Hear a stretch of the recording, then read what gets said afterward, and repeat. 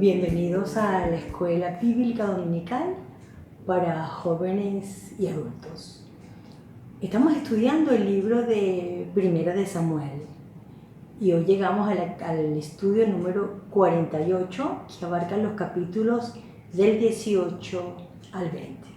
Estamos estudiando un libro maravilloso, un libro muy interesante porque este abarca lo que es el periodo, la culminación del periodo de los jueces y comienza todo lo que es la monarquía de Israel. Y para que esto ocurriera, este episodio de esta transición tan importante, vemos algunos elementos en el pueblo de Israel. Se habían apartado de Dios, eran un pueblo idólatra, el arca del pacto no estaba con ellos y sus líderes, que eran los jueces, también estaban corrompidos. Así que en estas circunstancias, en medio de esto, este pueblo le pide a Dios un rey. El Señor no estaba de acuerdo con esa decisión porque no le querían a Él. Sin embargo, siendo un Dios muy respetuoso, aceptó y les nombró el primer rey en la historia de Israel, que es el rey Saúl. Sin embargo, una vez que él acepta lo que el pueblo le está solicitando, les dice cuáles son las consecuencias que tendría ahora vivir en una monarquía. Dejar a Dios como Dios único y ahora servir a los reyes. En este contexto, el libro comienza en los primeros capítulos. ¿Cómo es esta transición como tal? En el capítulo 17 vemos la historia que todos conocemos, que es la historia de David y Goliat. Y ahí aparece un joven en la historia que es un futuro rey, que es el rey David. El capítulo 18 que vamos a estudiar hoy inicia cuando justamente vienen estos héroes de guerra al pueblo. Y entonces comienza nuestra primera parte que vamos a ver hoy, es que este rey Saúl tiene celos de este joven David. La diferencia de edad de ellos era importante porque el rey Saúl tenía aproximadamente 40 años, mientras que el joven David tenía unos 16. Entonces, comencemos leyendo la primera parte que nos corresponde del estudio, y es Saúl tiene celos de David. Y eso lo conseguimos en el capítulo 18 y desde el versículo 6 al 12. Y vamos a leer solamente algunos versículos en aras del tiempo. Fíjense lo que les comentaba, dice así: aconteció que cuando David volvió de matar al filisteo, salieron las mujeres de todas las ciudades de Israel cantando y danzando para recibir al rey Saúl, con panderos, con cánticos de alegría y con instrumentos de música. Y cantaban las mujeres que danzaban y decían: Saúl hirió a miles y David a 10,000.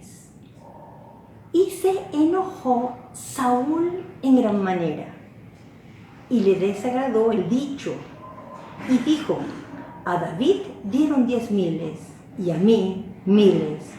No le falta más que el reino. Y desde aquel día Saúl no miró con buenos ojos a David. Cuando nosotros releemos esta historia y vemos la palabra celos, lo primero que nos llega a la mente es cómo este hombre podía sentir un sentimiento hacia alguien que los había salvado. Y es que si estudiamos un poco los capítulos anteriores, vemos que Saúl lo que hizo fue cometer errores tras errores. Y su error radicó en desobedecer a Dios. Y al desobedecer a Dios, entonces, este hombre, que apenas estaba comenzando, empezó a declinar su reinado. Él sabía que vendría una persona que le sustituiría, que vendría otro rey. Así que él intuyó que este joven, quien amaba a Dios y quien Dios lo bendecía, era el futuro rey. Y por eso es esta expresión que aparece en el versículo 8. No le falta más que el reino. Así que es una cuestión muy triste porque los celos en Saúl comienzan en su corazón cuando ya está perdido, cuando ya no tiene esperanzas. Y lo importante de todo esto, y que nos queda para nosotros para la enseñanza, es que los celos comienzan poco a poco, pero que hay oportunidad de retractarse de ellos.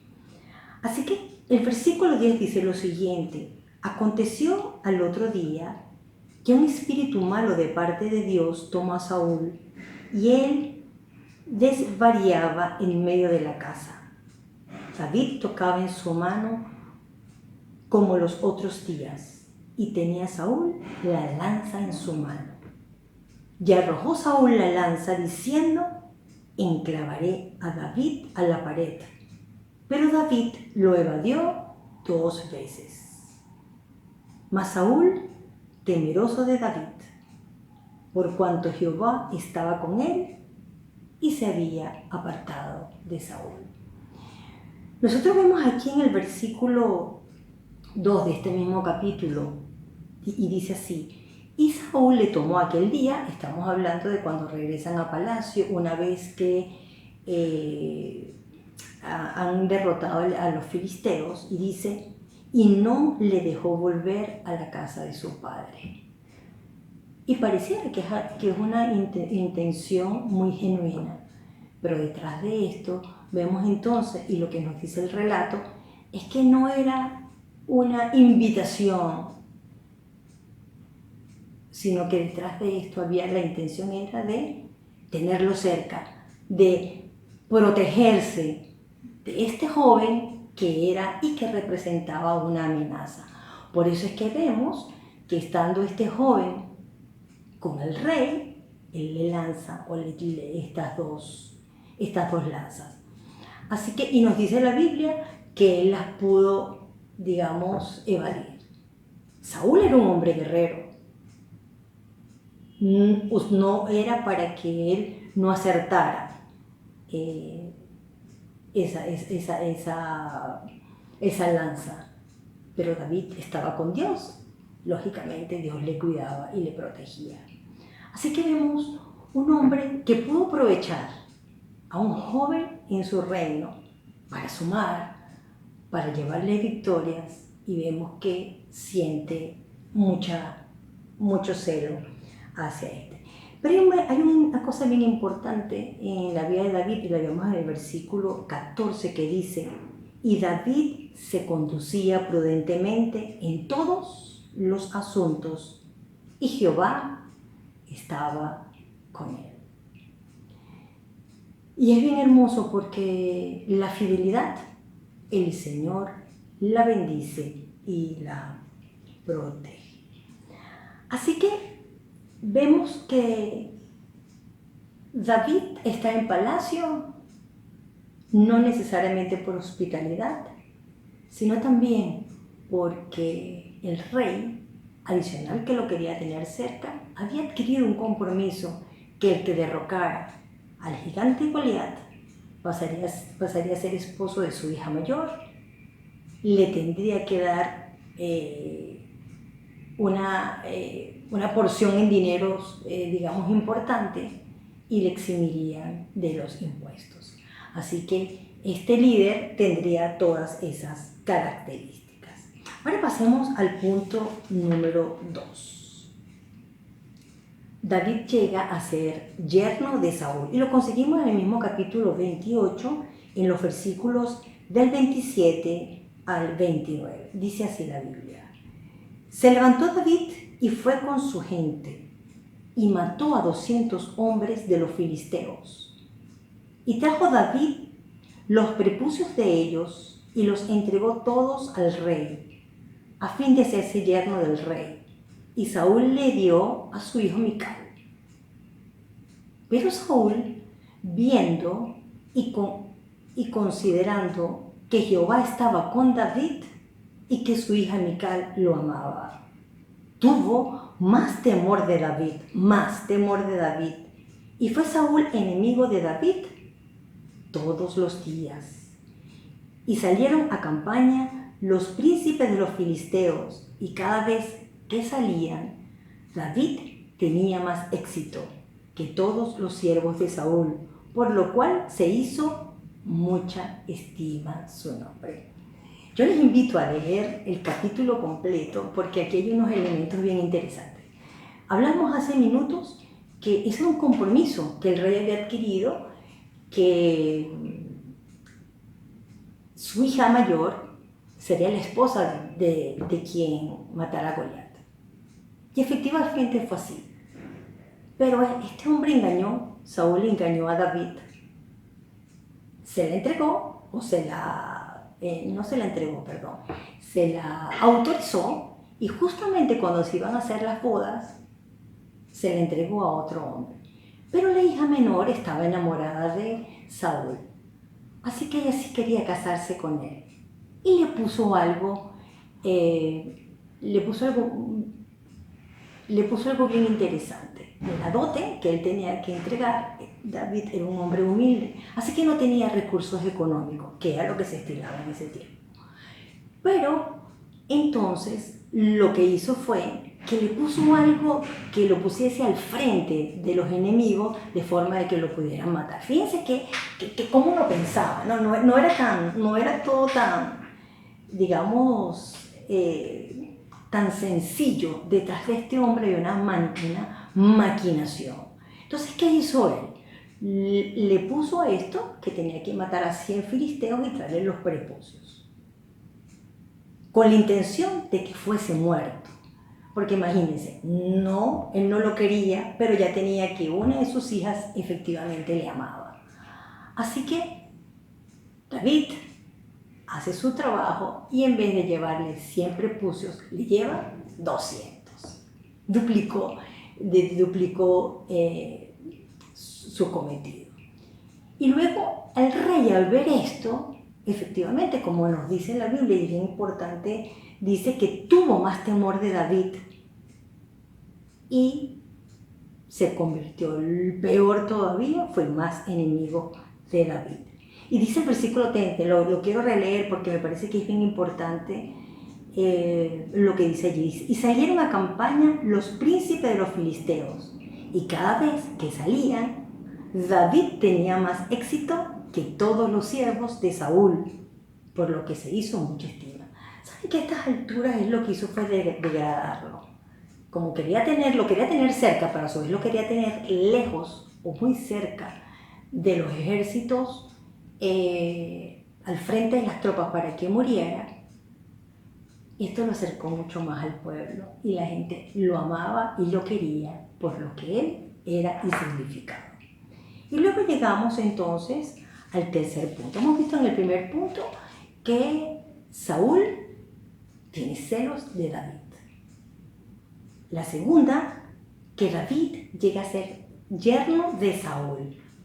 Y la tercera es el pacto de David y Jonatán, que vamos a conseguir en el capítulo 20, versículos del 14 al 17.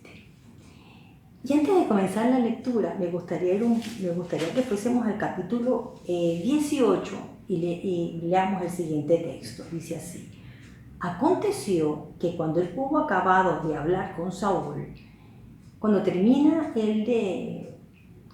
la guerra con los filisteos, Abner, el capitán del ejército, le trae a David al rey, que lo quería conocer.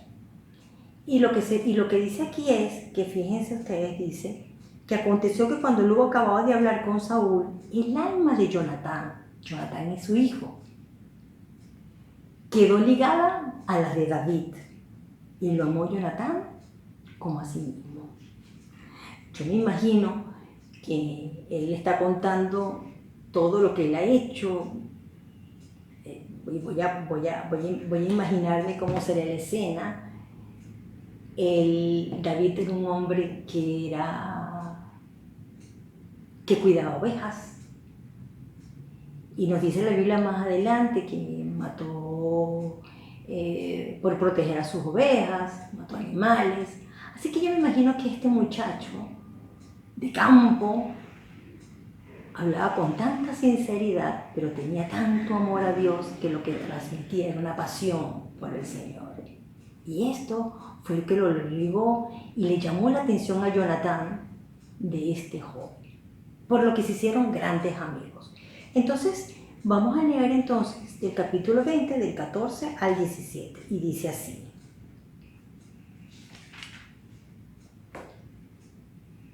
Y esto es el pacto, vamos a ver lo que es el pacto que hay entre ellos dos. Y dice, y si yo viviere, harás conmigo misericordia de Jehová, para que no muera. Y no apartarás tu misericordia de mi casa para siempre, cuando Jehová haya cortado uno por uno los enemigos de David de la tierra. No dejes que el nombre de Jonatán sea quitado de la casa de David. Así hizo Jonatán pacto con la casa de David, diciendo, requiéralo, Jehová de la mano de los enemigos de David. Y Jonatán hizo jurar a David otra vez, porque le amaba, pues le amaba como a sí mismo. El padre Saúl la tenía bien difícil, porque lo quería matar y no lo podía. La hija se enamora de él y ahora su hijo, y nos dice la Biblia que él se despojó de sus vestiduras, de sus armas, para dárselas a David, quien era no solamente humilde, sino que era un muchacho que no estaba acostumbrado a este tipo de vestuario. Así que él estaba intercediendo ante su padre por su amigo. Y si les invito, como les digo nuevamente, a leer el capítulo, porque allí se van a dar cuenta de todo lo que este joven hace para salvar y cuidar. Todos nosotros tenemos amigos de la infancia y tenemos a gente que queremos.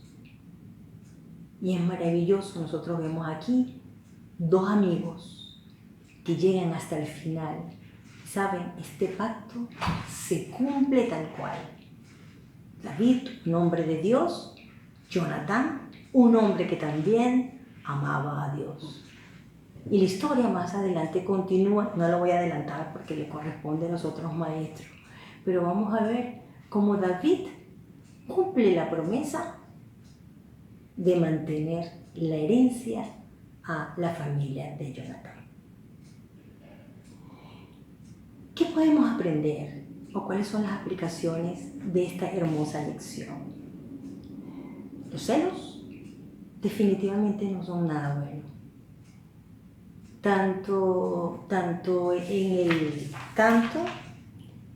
Las expresiones de hebreo y griego se traducen como celoso. Tienen connotación positivas o negativas.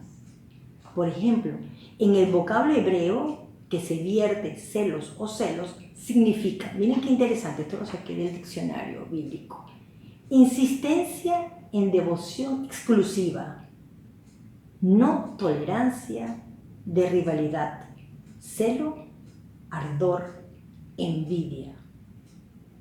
Puede referirse a la hostilidad que se siente hacia alguien por ser un posible rival o por la prosperidad que le parece disfrutar. Y esta es la parte negativa de los celos. Y también tenemos una parte positiva, que es aquella de protección. Dios permita que nosotros los celos sean de cuidado, de protección, un celo de servir y no el otro celo que es dañino y hace daño. Este sentimiento podemos aprender y ver en la historia que estamos estudiando, iba creciendo. Elementos se iban sumando hasta que llegó a ser irreversible. El Señor lo castigó en vida. Este hombre sufrió su desobediencia y la pagó muy costosa. Así que cuando exista algo que tenga que ver con este sentimiento, no lo dejemos que corse. Veamos a nuestros rivales como una oportunidad. Veamos a los que compiten con nosotros o que nosotros pensamos que compiten o competimos con ellos como aliados. Si Saúl hubiese tenido otra actitud hacia David, creo que hubiese sido el reinado mejor de la historia. Pero él decidió que en vez de unir, debían separarse. Y otro hermoso aprendizaje es el de la amistad. Esta amistad de estos hombres era realmente linda, era pura, era basada en el amor y en el amor que los unía, era el amor hacia el Señor. Así que esta clase nos deja mucho que aprender y podemos ver qué es entre el celo y el amor. Y eso nos corresponde a nosotros decidir qué queremos para nuestra vida. Bueno, la semana que viene vamos a estudiar el capítulo 49, que es Samuel, desde el versículo 21 al 23. Que Dios les bendiga.